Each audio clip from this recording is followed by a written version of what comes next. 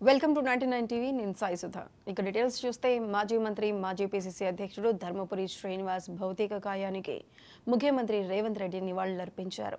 నిజామాబాద్లోని DS నివాసానికి వెళ్లి ఆదివారం హైదరాబాద్ నుంచి వెళ్లారు. అనంతరం ఎంపీ ధర్మపురి అరవింద్ కుటుంబ సభ్యులను పరామర్శించారు. ఈ సందర్భంగా వారికి ప్రగాఢ సానుభూతి తెలిపారు. సీఎం రేవంత్తో పాటు పలువురు మంత్రులు, కాంగ్రెస్ ఎమ్మెల్యేలు డిఎస్కు నివాళులర్పించారు.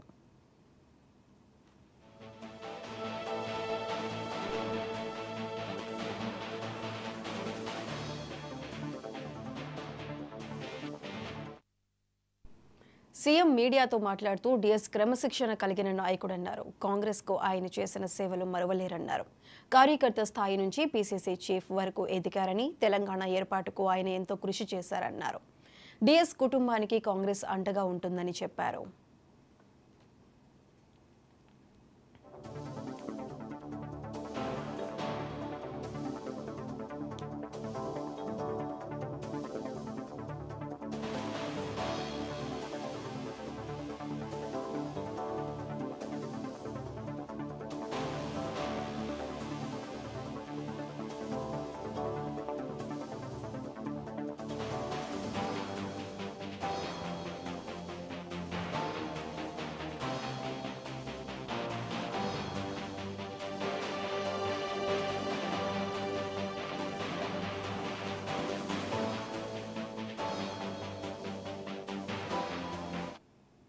కాగా నిజామాబాద్లోని వ్యవసాయ క్షేత్రంలో అధికార లాంఛనాలతో డిఎస్ అంత్యక్రియలు మరికాసేపట్లో నిర్వహించనున్నారు. గత కొంతకాలంగా అనారోగ్యంతో బాధపడుతున్న డి శ్రీనివాస్ నిన్న తెల్లవారుజామున హైదరాబాద్లోని నివాసంలో గుండెపోటుతో కన్నుమూసిన విషయం తెలిసిందే.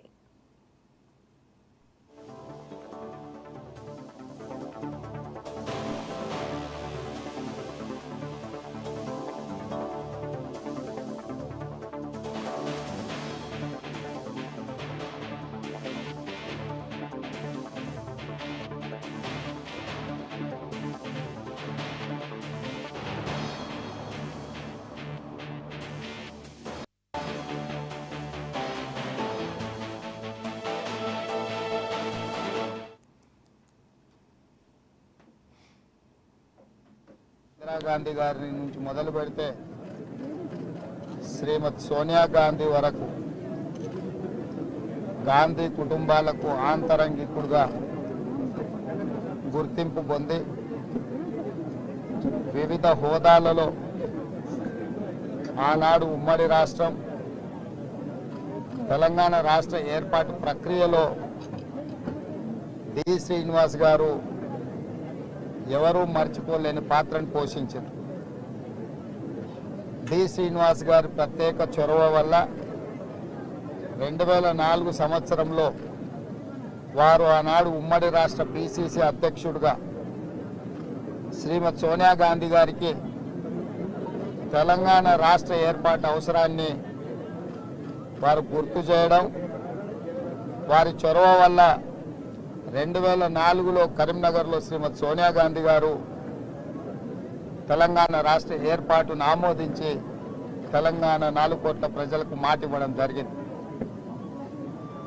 2004లో కాంగ్రెస్ పార్టీ అధికారంలోకి రావడానికి ఆనాడు మహాకూటమి CPI, CPM, TRS, Congress party, MIM సహకారంతో కాంగ్రెస్ ప్రభుత్వాన్ని రాష్ట్రంలో, కేంద్రంలో ఏర్పాటు చేయడానికి వారి చొరవ ఎంతో ఉపయోగపడ్డది.